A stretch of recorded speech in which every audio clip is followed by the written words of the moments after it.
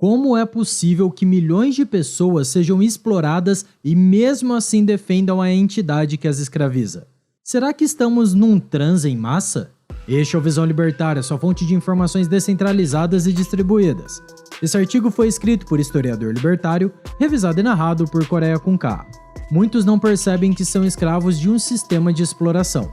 E não, meu amigo, não estamos falando do capitalismo, como pregam os socialistas. Afinal, se estamos vivos, bem alimentados e usando celulares e computadores para ver este vídeo, é porque o capitalismo funciona.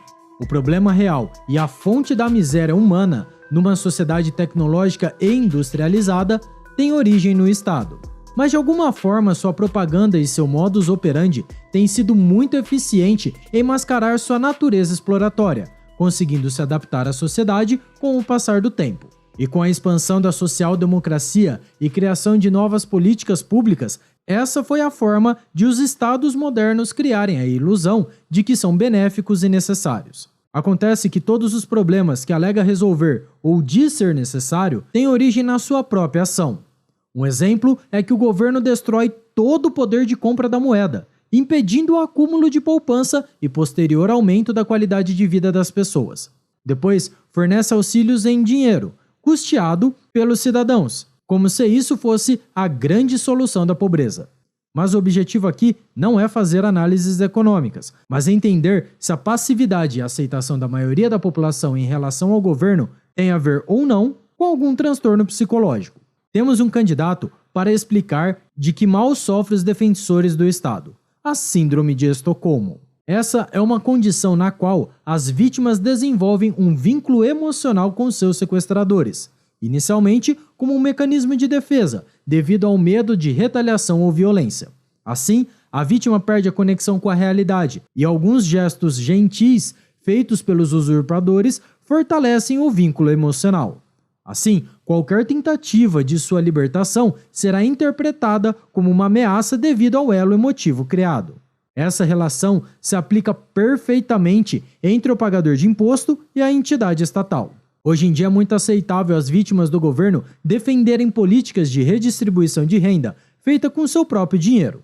Muitas vezes, o governo, que já vive endividado, tende a criar dinheiro ou novas dívidas, distorcendo e inflacionando os preços no mercado, além de aumentar os impostos para financiar essas políticas públicas. Com os preços dos alimentos subindo, várias pessoas defenderão que o Estado, como benfeitor, precisa subsidiar grandes produtoras agrícolas para tornar os produtos mais baratos, além de aumentar o salário base. A visão aqui é que a solução para tudo está sempre no governo, e ele jamais cria os problemas que promete solucionar. Outro caso é quando o governo usa políticas de controle de preço para impedir o aumento do barril de petróleo fornecido pela estatal monopolista, ou quando impede empresas de ônibus de aumentarem o valor da passagem. Entretanto, isso significa que temos um mercado de petróleo fechado e restrito aos amigos do rei, diminuindo a oferta do produto, além de altos impostos no combustível. Além disso, o algoz Estado permite que milhões vivam sem saneamento básico e redes de esgoto, além de deixar essas pessoas se alimentarem mal devido aos governos lhes arrancar quase tudo. E como solução, o bandido estacionário oferece o SUS como presente. O sistema público de saúde, na verdade, opera num mercado com várias restrições e regulações que oneram e impedem o setor privado de fornecer serviços melhores e mais baratos. Como comentamos, parece que é graças a essa famosa síndrome que as pessoas não percebem tudo isso, inclusive os economistas de carreira com diploma do MEC, que aplaudem essas medidas. O governo ainda fornece um sistema de ensino compulsório, que é ineficiente, custeado com dinheiro dos outros. Suas escolas não preparam seus alunos para o mercado de trabalho. Mesmo assim, muitos pedem mais investimento nesse sistema falido. Além disso, após criar regulações e dificuldades a quem quer trabalhar e empreender, reduzindo a possibilidade de ascensão social, o governo fornece política de cotas em universidades, como se elas ajudassem os mais pobres ou tivessem qualquer relação com eles, mostrando certa preocupação com o problema da falta de oportunidades. O governo cria e mantém os pobres e a classe média reféns de um serviço público de péssima qualidade, além de oferecer uma falsa solução para o problema que ele mesmo criou. Esses exemplos nos mostram que o assaltante, ou seja, o bandido estacionário estatal, cria os maiores problemas que impactam diariamente a vida de suas vítimas, os pagadores de impostos. Então, podemos nos perguntar, quais são os principais motivos de tanta gente ainda defender o governo? Parece que isso varia entre indivíduos, afinal, cada um defende a manutenção do Estado e suas políticas de acordo com interesses pessoais ou entendimento sobre política e economia. De fato, nem todos sofrem necessariamente da síndrome de Estocolmo, e é até complicado ter êxito em fazer qualquer tipo de generalização. Sabemos que muitos funcionários públicos ou pessoas de cargos comissionados bem remunerados têm incentivos econômicos de defender a manutenção dessa entidade.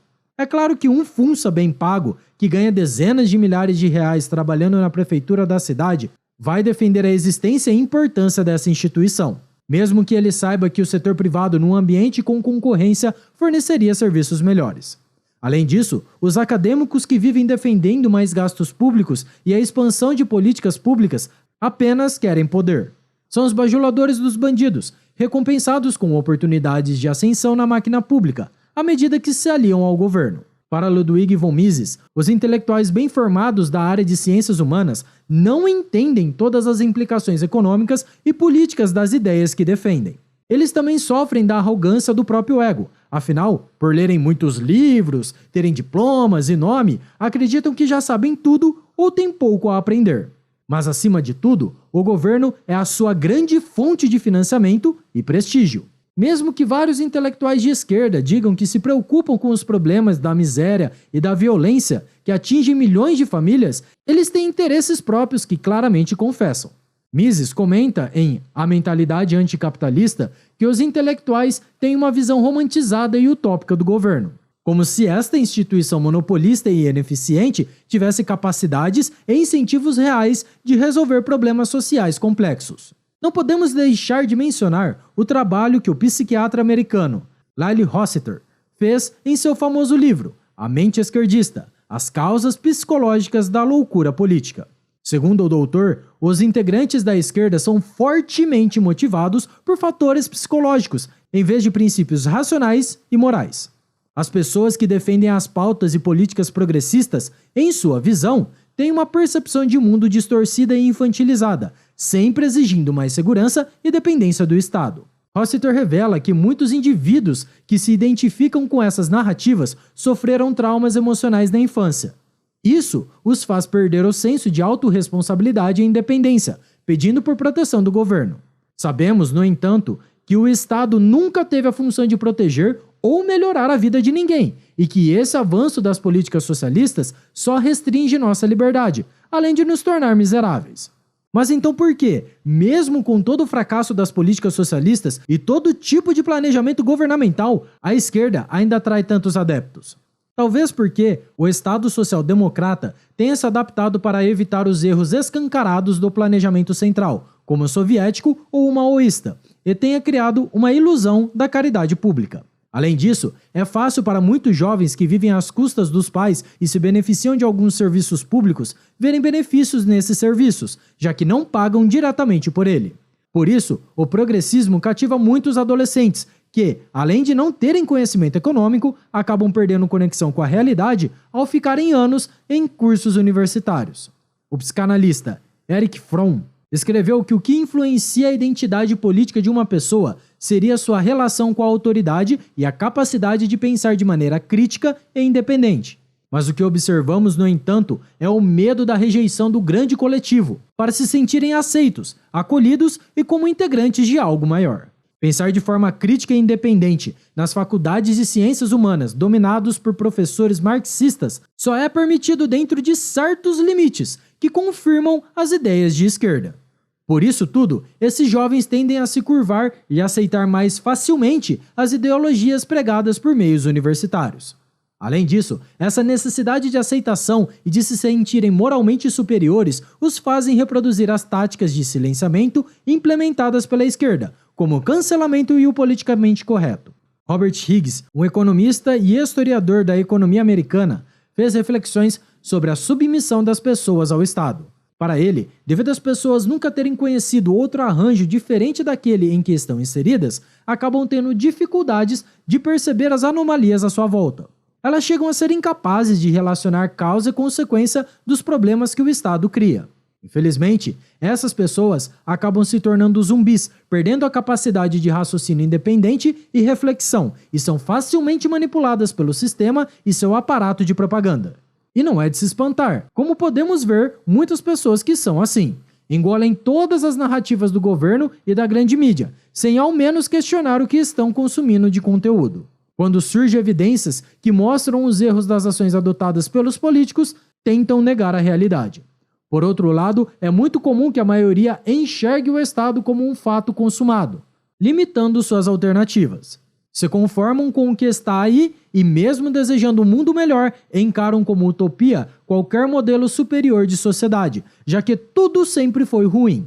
Higgs escreveu que essa notória postura conformista em relação à existência do governo ocorre devido às nossas condições de vida e o nosso longo histórico de obediência e aceitação, nos predispondo a encarar o governo resignadamente. Ele explicou precisamente o motivo da submissão geral aos governos, ao escrever: há aquela apreensão de ser o desafiante solitário, que no momento decisivo não contará com o apoio e a solidariedade de outras vítimas, as quais acabarão se omitindo e não juntarão forças. E talvez ainda mais importante, há aquela hipnose ideológica, como explicado por Leão Tolstói, que impede que a maioria das pessoas imagine a vida sem o Estado.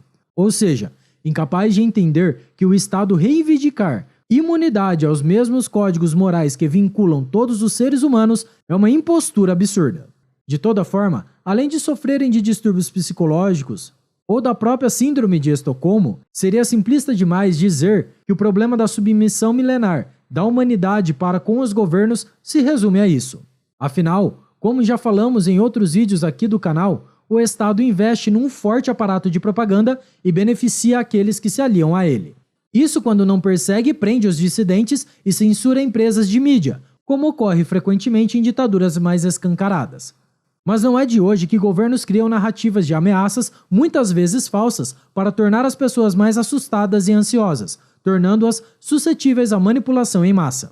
E como as pessoas têm enorme medo de serem rejeitadas, ridicularizadas e levadas ao ostracismo, muitos que realmente pensam por conta própria acabam se calando e se omitem aos desmandos do governo.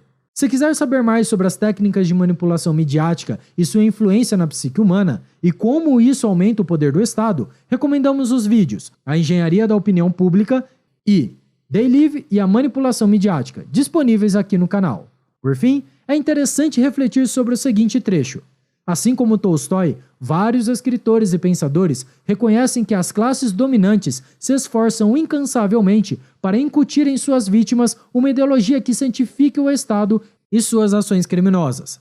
Sob o regime nazista, vários cidadãos alemães pensavam ser livres, assim como vários cidadãos das democracias ocidentais que hoje também pensam ser livres. Obrigado pela sua audiência. Se você gostou do vídeo, clique no ícone de curtir abaixo e compartilhe em sua rede social. Agora, se deseja ser notificado de outros vídeos, inscreva-se aqui no canal. E depois, clique no ícone da campainha. Escreva artigos você também. Acesse visãolibertaria.com. Até a próxima e tchau, obrigado!